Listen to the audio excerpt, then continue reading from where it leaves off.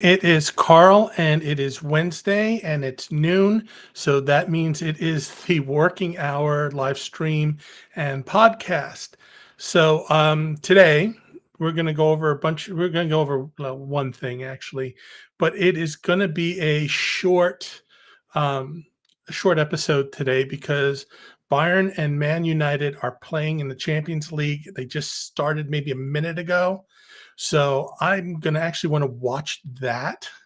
I don't want to say, hey, this is not important, but yeah, I don't get to watch it all too often and it's on Paramount Plus. So I'm actually going to do that. But before I get to watch the soccer match, I am actually going to go and we're going to talk about something really important. And that is what I like to call the fear of the job search. Now, let's be honest and let's let's just kind of put it out there. The truth is, the things that hold us back from looking for a new job or putting ourselves out there or doing the things we need to do, a lot of it is based on fear and not going into this with the right mindset. Whenever you think of, oh, I got to look for another job, oh, I don't like where I'm at, a lot of times what goes on is I just don't want to do this again, especially if you're over 40 or, this is not your first rodeo kind of thing. Some of that resilience is kind of maybe gone away. The other thing is when you are older, you have more responsibility. I know from when I was 20, when I was in my 20s and my 30s, I really didn't have much responsibility. I had to worry about myself. I just had to worry to make sure my car payment was paid, make sure my rent got paid, and heck, I could eat, you know, Raisin Bran. I do like Raisin Bran. I'm sorry. I know it's not the most exciting cereal, but I've always liked it. So, I could just eat cereal and I could just take care of myself. As I've gotten older, I've got a wife and I've got a house and I've got, a dog I've got to take care of, and I've got all these different responsibilities. So there's that level of fear that kind of just feeds in there and that level of dread that goes in there. And what we need to do is we need to work on our mindset to make sure that we are in the best possible space so we can show up in the best possible way. Now, the truth is this, you know, a lot of times it is the uncertainty of putting ourselves out there just once again. Okay. For someone to make a judgment call on whether or not we're qualified or not. Okay. Let alone have a really good idea of just from a half hour, 45-minute interaction, whether or not, what value you can bring to the team. And just the whole process of itself can be just wearing on a person. But the truth is, this is something we all have to go through. And one thing I can say with great honesty is, and I can speak from personal experience myself, a lot of times we have a tendency to hold on longer than we should. A lot of times what we say is it'll get better, or oh, I can deal with this. And then we trick ourselves and we put in routines and we work longer hours, we do all these things, and the truth of the matter is where we are now, it may no longer be the right place for us to be. Okay? So how do you combat this feeling and feeling that this dread and all this stuff that goes on? Well, the way you combat that is actually by doing things that are outside your comfort zone. Those things that you're like, "Oh, I really don't wanna do?" It's that. And one thing that comes to mind is the first thing, I don't wanna have to pull my resume out again and update it. That's the least of the ones. But that's usually that's usually where we need to start. right? We need to go through and we need to start racking our brains. I never know what to put in this thing. I don't know if it's good. I don't know if I'm saying the right things. There's all these things that go into our head and go into, you know, the reason why we procrastinate on updating our resume. And part of it is, nobody's told us how to do a resume when we were in school. Even if you did go to career development in your university, they probably didn't know what they were doing, or they had an idea. And again, it's not it's not the it's not necessarily the way you'd want to present yourself today. Okay. Old information, maybe not the best information. The other thing that's getting out of your comfort zone is actually asking for help. That's maybe one of the biggest things. And asking for help can take on different meanings for different people. Asking for help can be actually going and asking a friend, "Hey, can you submit a resume for me?" Asking for help can be, "Hey, I need to get some stuff off my chest," and actually talking to a therapist about all the feelings you're having. Asking for help can look like something simple as, "Hey, you know, I need you to take the load off from me for a little bit," and talking to your spouse or your significant other. Or, "I need your help and I need your support. Can you look at something for me?"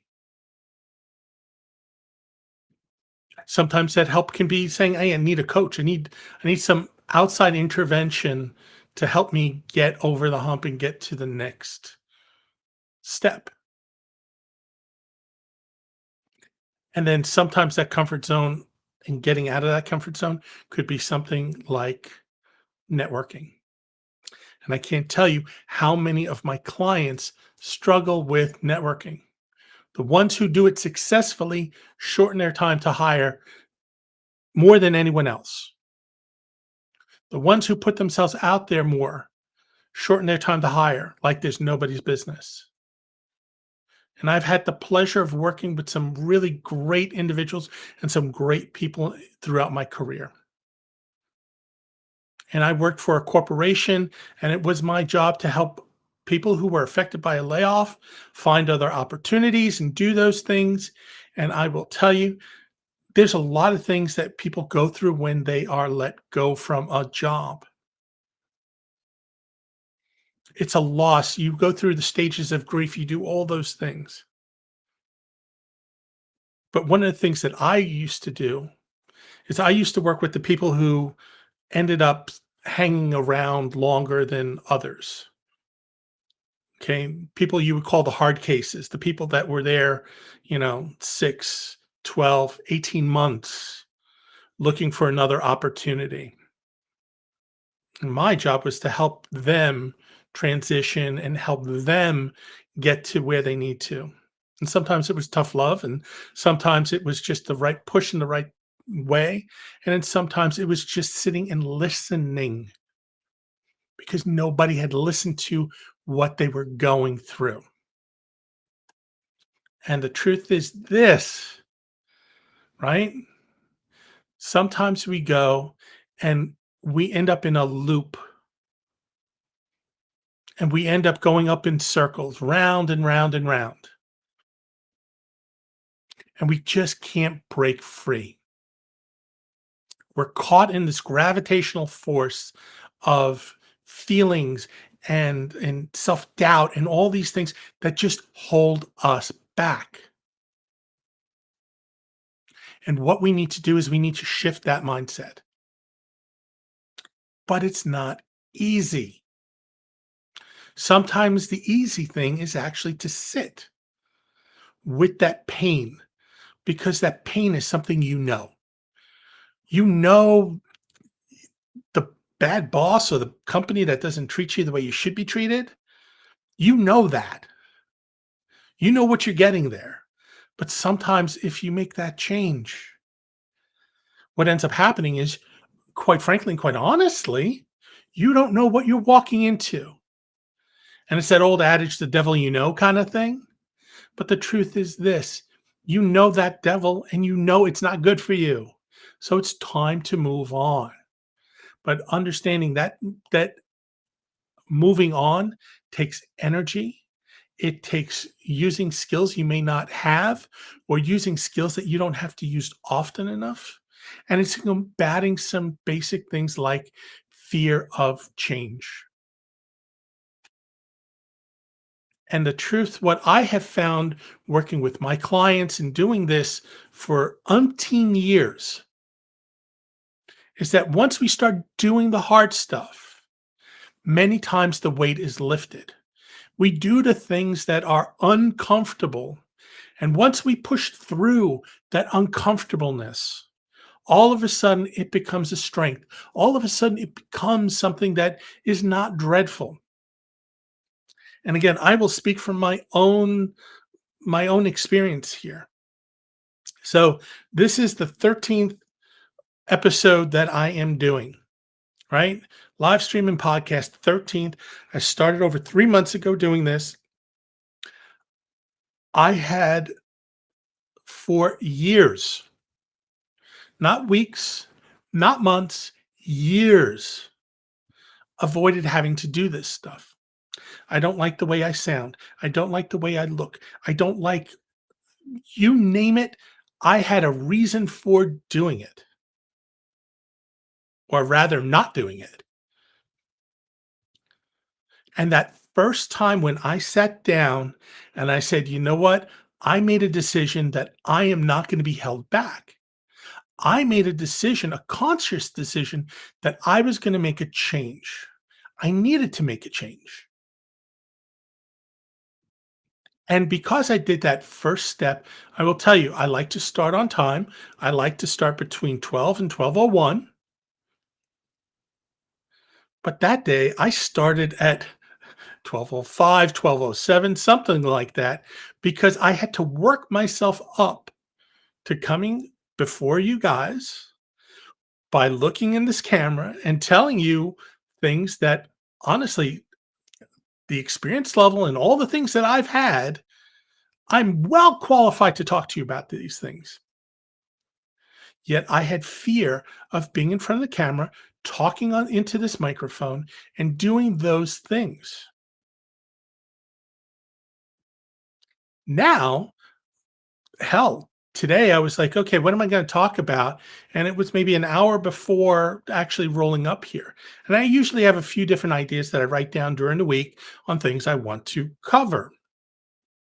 And one of the things that I was working on today was some stuff for my next offering, right? I'm going to relaunch, you know, the hiring season. I've added some things to it. I've made some changes.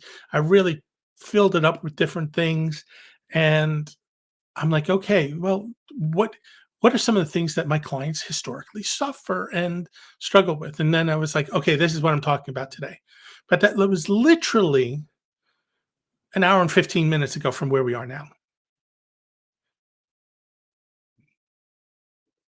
But understand this, a lot of times after you do the hard stuff, a weight will be lifted off you.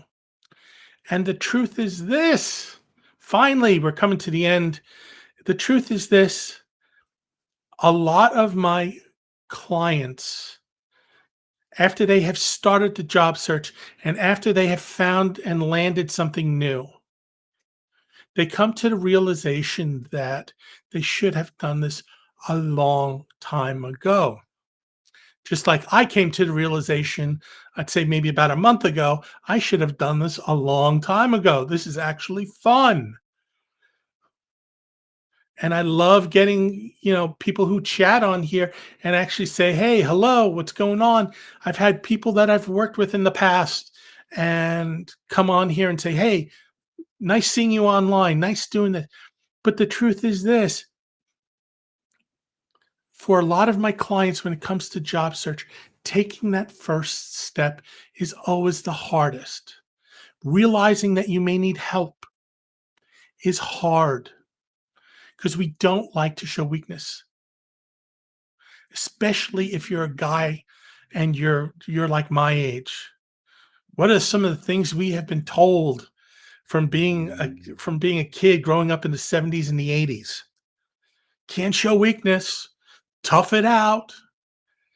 But the truth of the matter is sometimes we need to ask for help, and it's okay. So I said I was going to make this shorter. We're at 15 minutes today. One of the things I will tell you that is if you see in the corner there, you'll see my website. The other thing is this: if you want, you can go and you can book a free informational meeting. If you want to learn more about how I've helped my clients get through those roadblocks and get to the other side, book an informational meeting. It's easy breezy. I try to make it as easy as possible. And again, one of the things that I get satisfaction in, personal satisfaction in, is this: when my clients land in a new position and they earn more money than they were before and they feel appreciated in the new role they are in, I feel really good personally. What really makes me feel even better is when they get paid more than what they were being paid before. And one thing I can say is this: I've never had a person make less than what they were making before. And 9 times out of 10, they make significantly more, enough to cover whatever fee I charge for my services and then some. So book an informational meeting. Let's sit, let's chat, let's see if this makes sense. And with that, I'm going to wish you all a good day. I am going to go and I'm going to watch the soccer match now. It is the first round of the Champions League. And I will see you next